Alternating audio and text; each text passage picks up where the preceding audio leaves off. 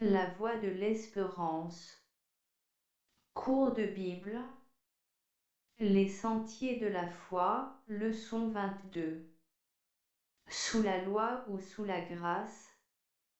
Dans la dernière leçon, nous avons étudié la nature et le texte de la loi de Dieu renfermé dans le Décalogue. Nous avons compris, suivant la déclaration de Saint Jean, première épître 5, 3, que l'amour de Dieu consiste à garder ses commandements. Mais il nous arrivera peut-être de nous demander si, depuis le Christ est mort sur la croix, nous ne sommes pas dispensés d'observer le Décalogue, puisque nous sommes passés du régime de la loi au régime de la grâce. Cette leçon se propose d'examiner ce problème et de répondre à la question, sommes-nous sous la loi ou sommes-nous sous la grâce? Les exigences de la loi. La loi de Dieu est l'expression du caractère de la volonté de Dieu.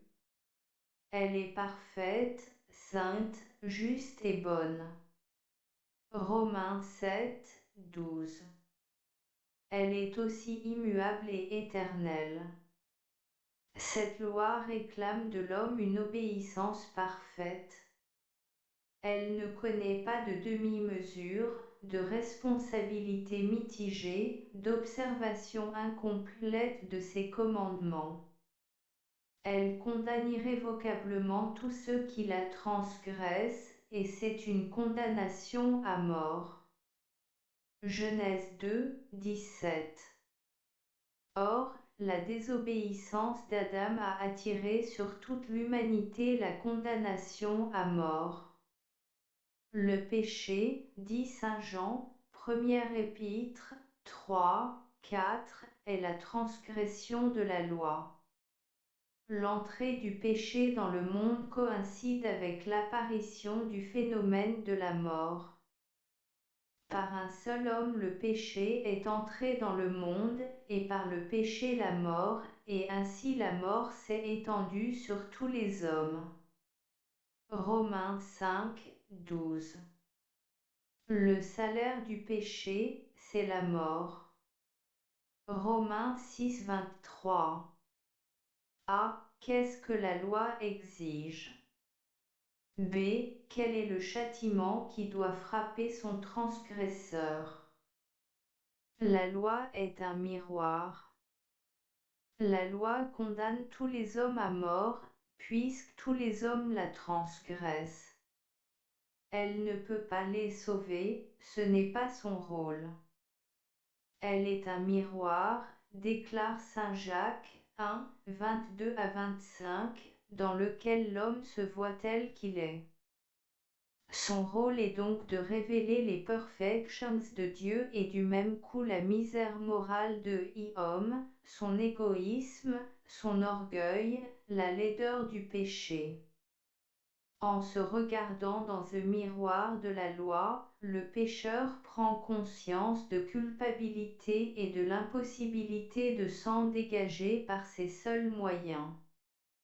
La loi démasque vraiment péché. Comment peut-on dire que la loi est un miroir?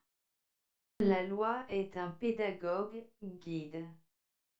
La loi condamne le pécheur, elle ne sauve pas. Rien ne peut soustraire le pécheur cette condamnation. Il n'y est impossible non seulement d'observer parfaitement cette loi, mais aussi d'effacer par des actes de générosité et d'héroïsme la condamnation qui pèse sur lui, et d'apaiser ainsi la colère de Dieu. Ce n'est pas par les œuvres de la loi que l'homme est justifié.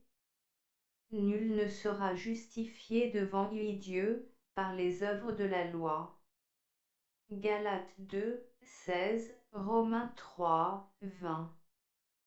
La loi, en convainquant l'homme de sa misère morale et de sa culpabilité, l'amène peu à peu à la repentance et le conduit au Christ où il trouve pardon et justification. Le rôle de la loi est donc celui d'un pédagogue, guide, qui révèle l'état du malade et qui, sans guérir, le conduit au grand médecin, le Christ. Ainsi la loi a été comme un pédagogue pour nous conduire au Christ, afin que nous fassions justifiés par lui. Galates 3, 24. Pourquoi est-elle un pédagogue, guide? La grâce de Dieu.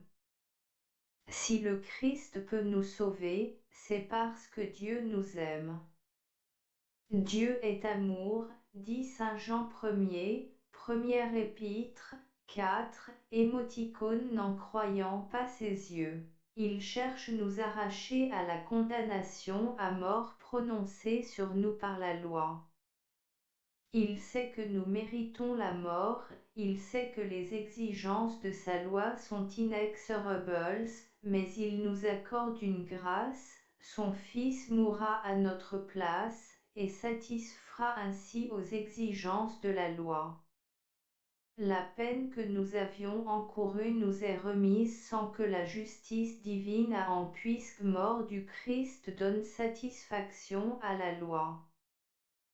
Tous ont péché et sont privés de la gloire de Dieu, et ils sont gratuitement justifiés par sa grâce, par le moyen de la rédemption qui est en Jésus-Christ. C'est par la grâce que vous êtes sauvés, par le moyen de la foi. Et cela ne vient pas de vous, c'est le don de Dieu. Romains 3, 23, 24, Éphésiens 2, 8. Cette grâce ne peut être méritée par nous. Elle ne peut pas non plus être envisagée comme la récompense de nos œuvres ou de nos mortifications, sinon ce ne serait plus une grâce mais elle est un don gratuit, qui était mérité pour nous par les souffrances et la mort de Jésus-Christ sur croix.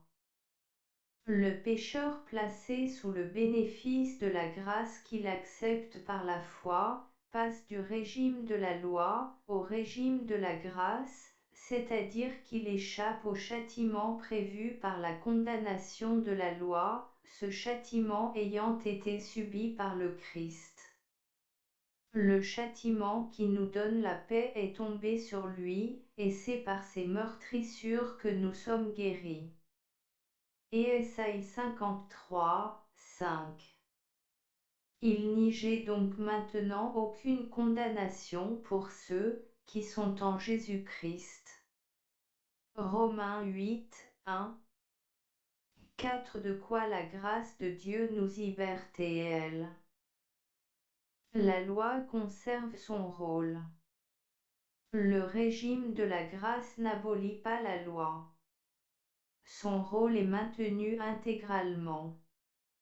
Si le Christ avait supprimé la loi, il n'eût pas été nécessaire qu'il mourût sur la croix pour satisfaire précisément aux exigences de cette loi. Car lorsque la loi est abolie, il n'y a plus besoin de grâce, et la crucifixion du Sauveur devient inutile.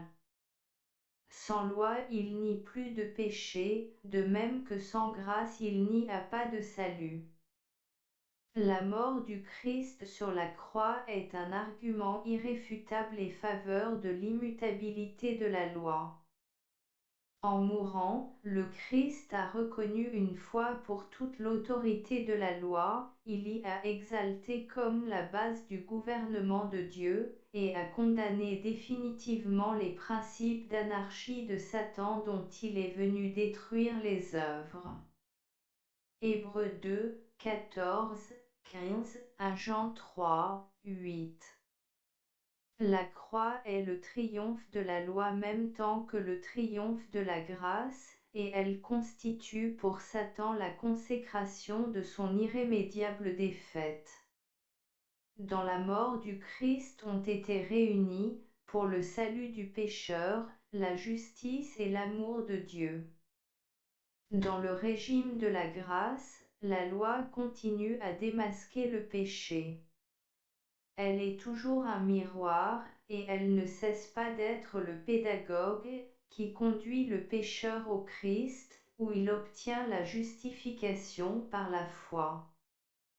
La loi et la grâce, loin de s'exclure, se complètent au contraire harmonieusement.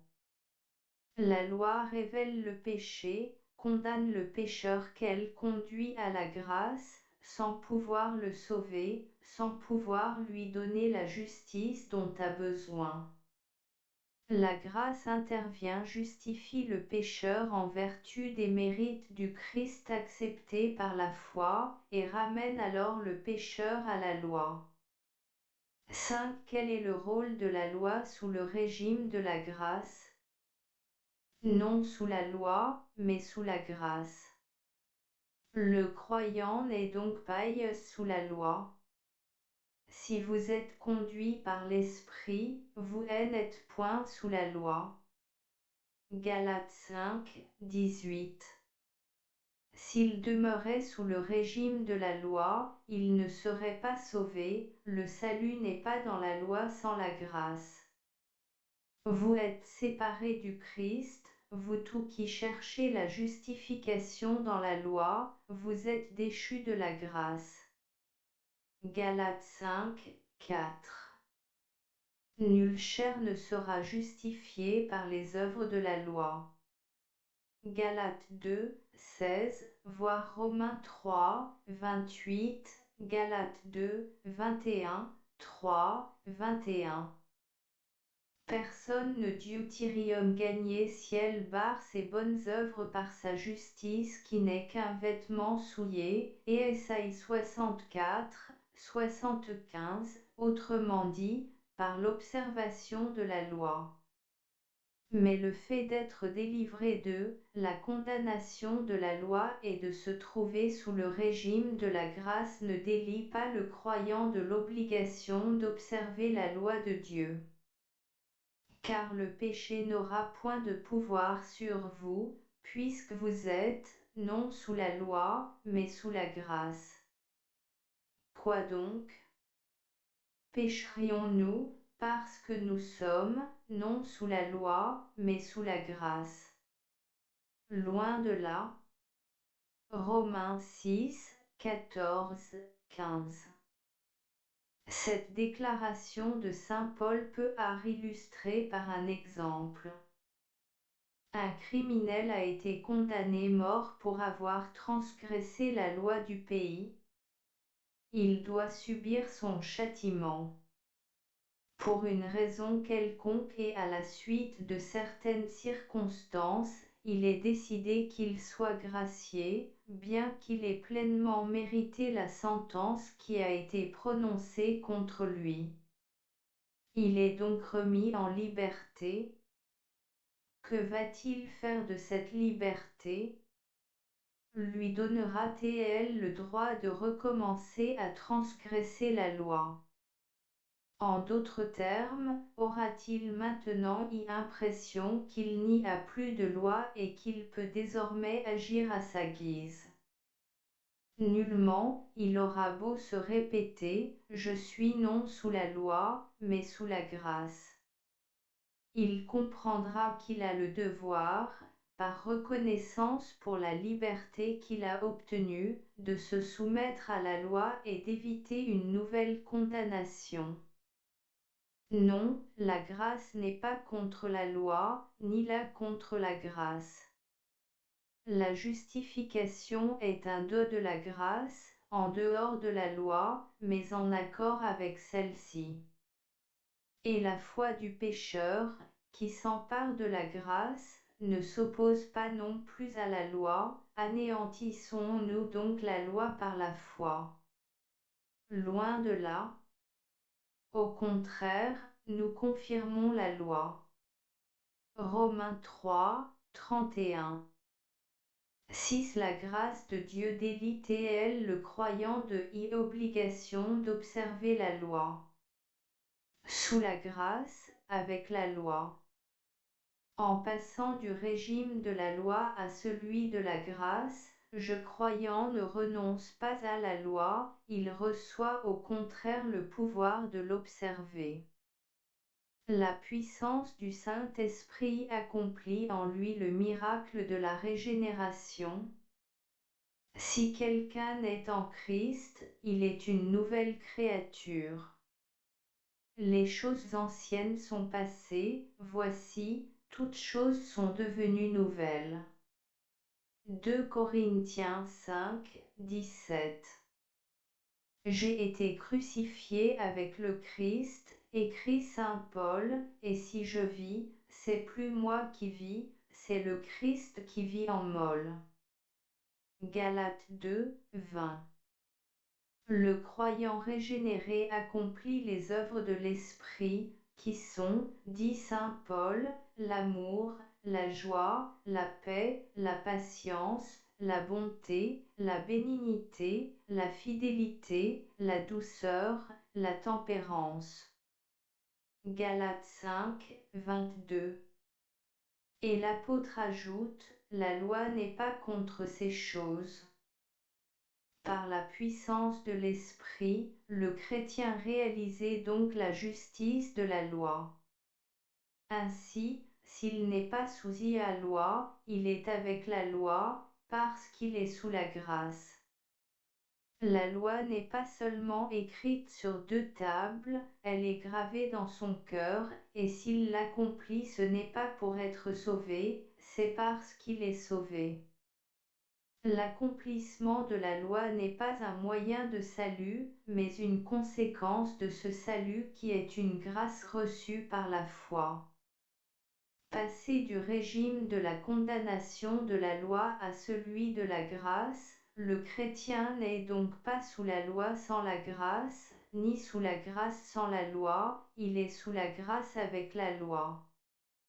Le Christ a résumé les obligations joyeuses de l'homme régénéré quand il dit au jeune homme riche, « Si tu veux entrer dans la vie, observe les commandements. » Matthieu 19, 77. A. Quelle est la puissance qui permet aux croyants d'observer la loi? 7b. Comment le croyant doit-il considérer l'accomplissement de la loi?